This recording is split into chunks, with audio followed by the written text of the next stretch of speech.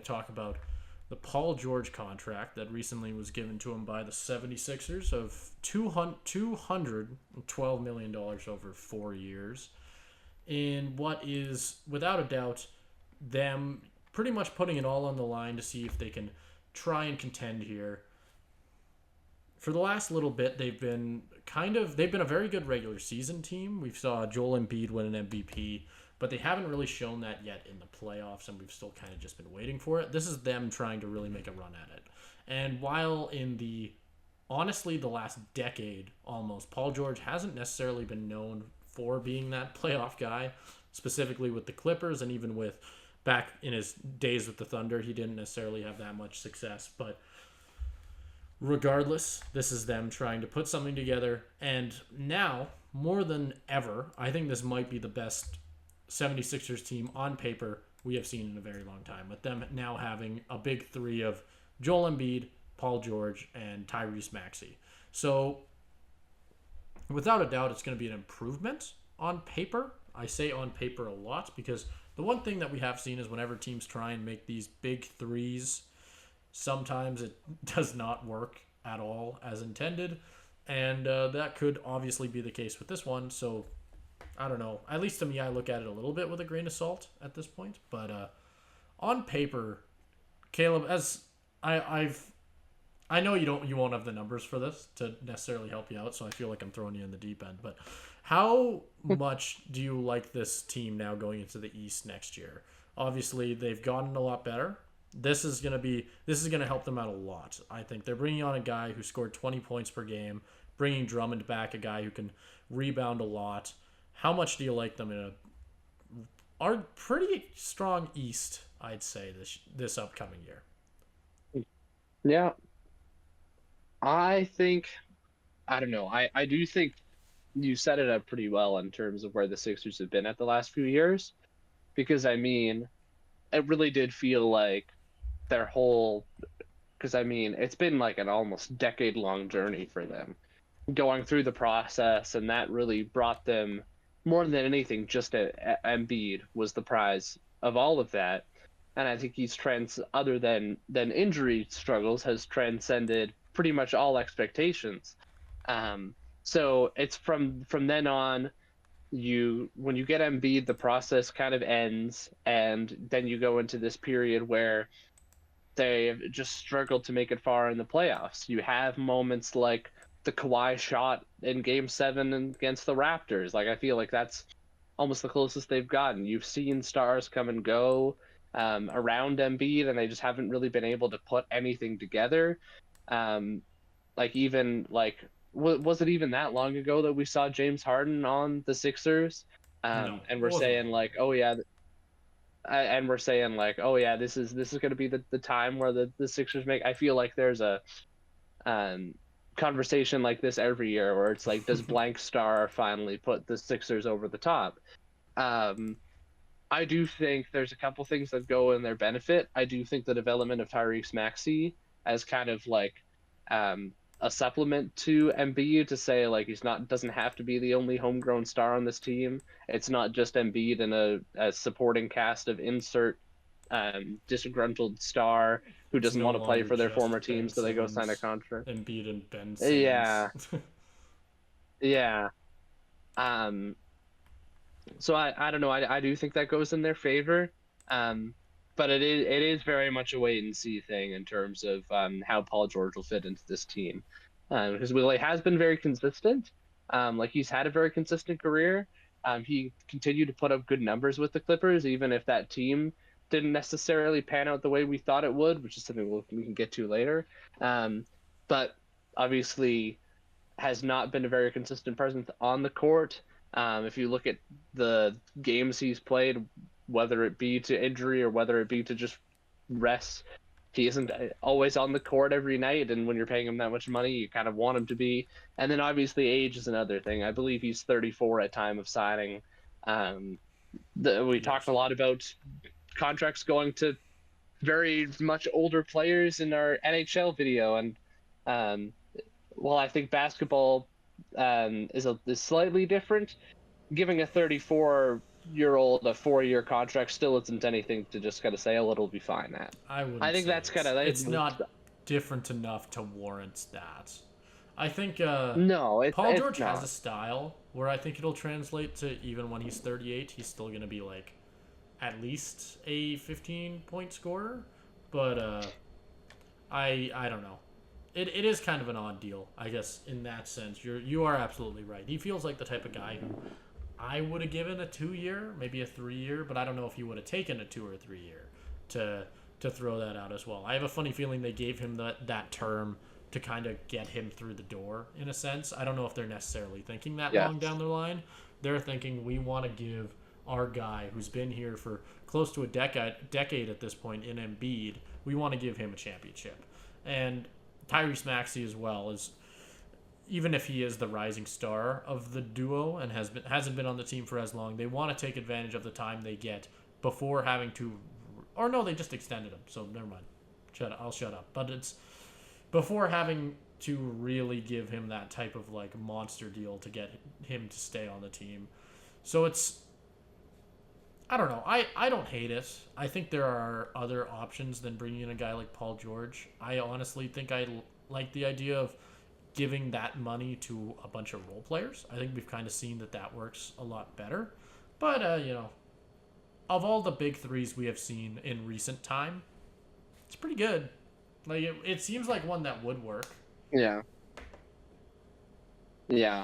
I think the biggest thing in terms of these big free agent signings in the NBA and whether they work or not is, are you signing because this star player fits with your team, fits what you're trying to do, and you're just trying to add that star power to an already existing philosophy and how you're going to build your team, or are you just collecting names? And I mean, we've seen this time and time again, most recently with the Suns, where it really did feel like they were just collecting names at the end there. Adding Bradley Beal, where it just like the philosophy did not mesh, where you have a whole bunch of scores and not a lot of anything to back that up. You've got to kind of hope that I think that's the tipping point in terms of a lot of these signings are going to be the tipping point here. Does Paul George fit with what the Sixers already have on their roster? Does he complement them, or is it just a name to win the offseason or something like that? Yeah. Well, what do you think of that? Do you think he fits well with what they already have? Does he complement Embiid, Maxey, that pre-existing roster well enough at least, in your opinion? Yeah, I think my issue with a lot of big threes is that they try and basically make it with a bunch of players who all want to do the same thing. Like, a lot of big threes fail because there are 3 players who all want to carry the ball up the floor, and they all can't. There's only one ball. I think that won't be the case with this because obviously Joel Embiid is the center. I think he's okay. He's going to get his touches to get himself to 30 points every season regardless. I think Tyrese Maxey is the obvious like ball carrier out of the 3.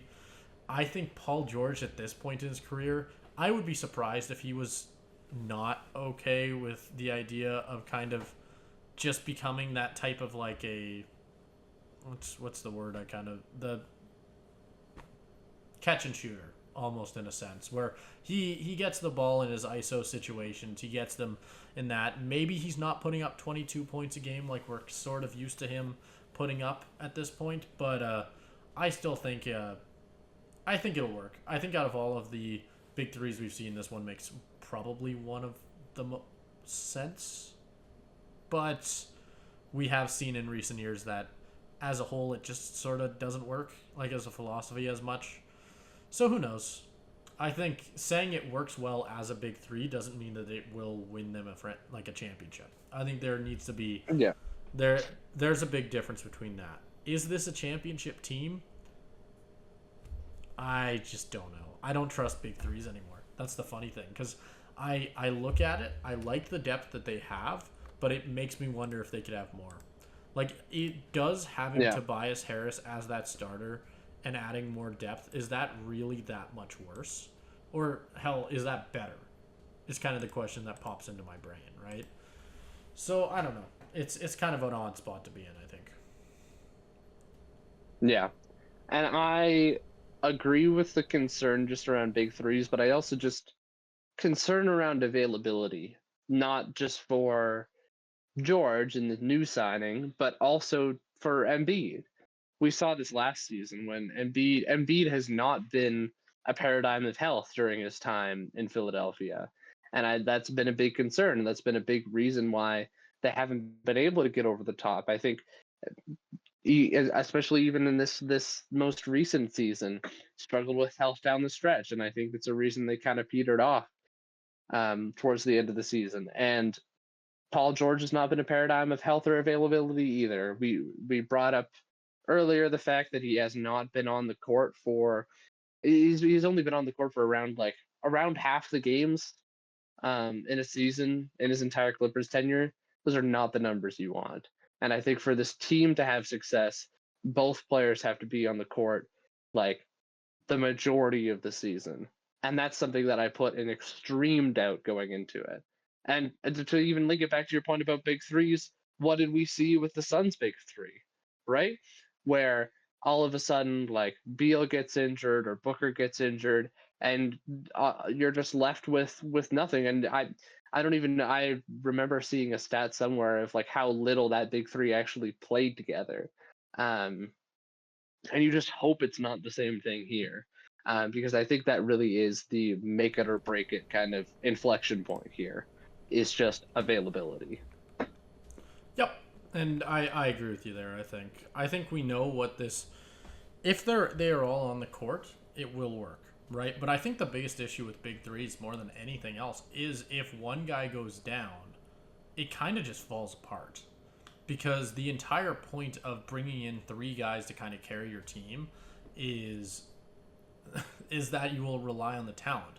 So when you're in the second round and Paul George is hurt for whatever reason or Joel Embiid is hurt and it falls onto that next guy, there's a big difference between that next guy being someone you're paying $2 million to be able to afford Paul George, or when that next guy is someone you're paying like $15 million or something. Like that, there's a big difference there, I think. And so, yeah, I agree with you. I think that's a really, really important point to make.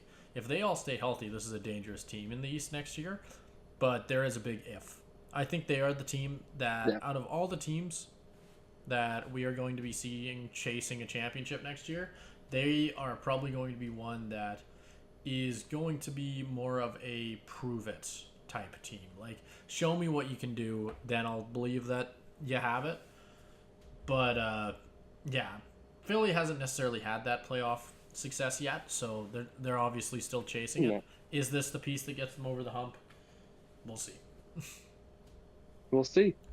To kind of wrap up on this segment, we can move away from the Sixers, move away from Paul George's new team. If we want to talk a little bit about Paul George's old team in the Clippers in terms of what him leaving the Clippers says about their organization and how we've officially kind of reached the end of this Kawhi, Paul George pairing era in LA, and it really produced nothing for them. Now, like where do they go from here? And just how much of a failure was the last 4 or so years in LA? I feel like it's one of the we talk about like star pairings blowing up in teams' faces. I feel like this Kawhi Paul George pairing has been one of the bigger implosions of the last 5 years because we really got nothing out of them. I'm just gonna cut to here. As context to everybody watching this, I definitely just had my mic muted for 3 minutes. Not enough to warrant redoing the podcast thing, so I'm gonna write a note to myself. This is behind the scenes. Just imagine that like you just had to listen to me blabber off about the fucking Clippers and how mediocre their roster is at this point. That's what I've been saying for the last 2 minutes. That's what you missed. You didn't miss much, so don't worry about it. Anyway, though, the main point I was trying to make. This is what I get for trying to eat crackers while podcasting. You can't have your cake and eat it too. No. But, yeah. Literally, yeah. But yeah, as a whole, what we've seen them do in the last couple of years just hasn't worked. Whatever God is pissed at them is kind of just beating a dead horse at this point because even as a fan of a rival team, it's kind of at a certain point it's just kind of brutal. Like, they just, because they've gotten so close. It's not like they've sucked for like that long. They've had playoff teams, but they just I don't feel like work. they've always been on the fringe. Yeah. Yeah, I feel like they've always been a second round exit team. You know what they feel like? They feel like the Capitals of the NBA before they won the cup. Yeah. Where it's like they've always had talent, but they just never were able to like get past the second round. Like Capitals might you be just too saw kind. it there. Capitals. This is like Capitals. This is like the Capitals if they never won that cup. Like I think this is how we would look at the Capitals if they had never won that cup. I'm trying to think. Obviously, of you don't have like a big star like Ovechkin. There's not a comparable, honestly. Like, it is a bit of a unique situation just in terms of the changing out of talent. I think you know what? You know what would be a better comparison? That was another era that they had, and then like transitioning into this era with Kawhi, Paul George, all the other talent. I feel like they've just kind of had like recycle through this organization. Just in terms of always being just like one step away and having the talent to potentially make it work, but just never having it gel.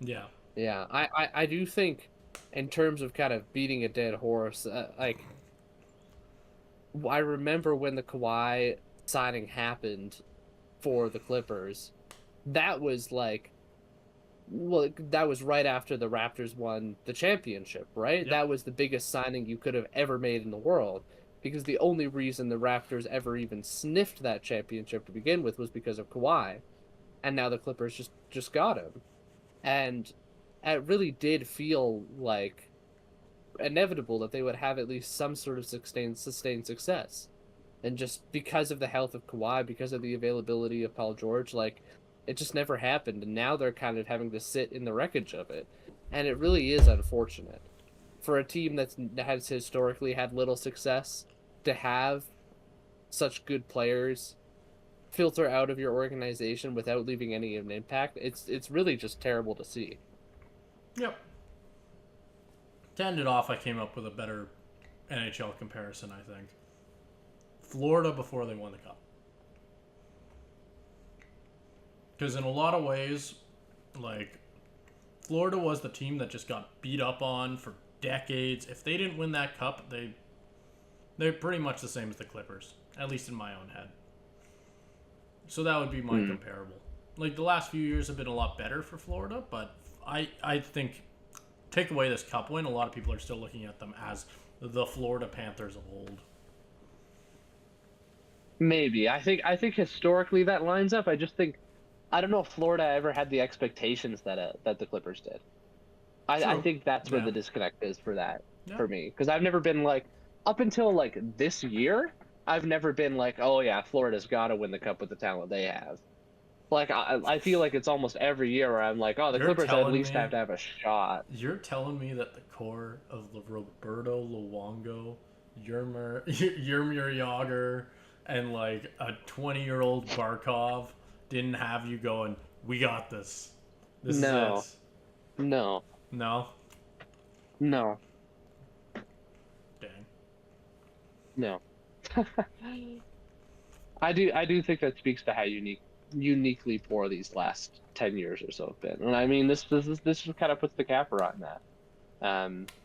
So yeah, it'll be interesting to see how Paul George does in Philadelphia. Maybe it can go from extending one fan base's turmoil to hopefully ending another.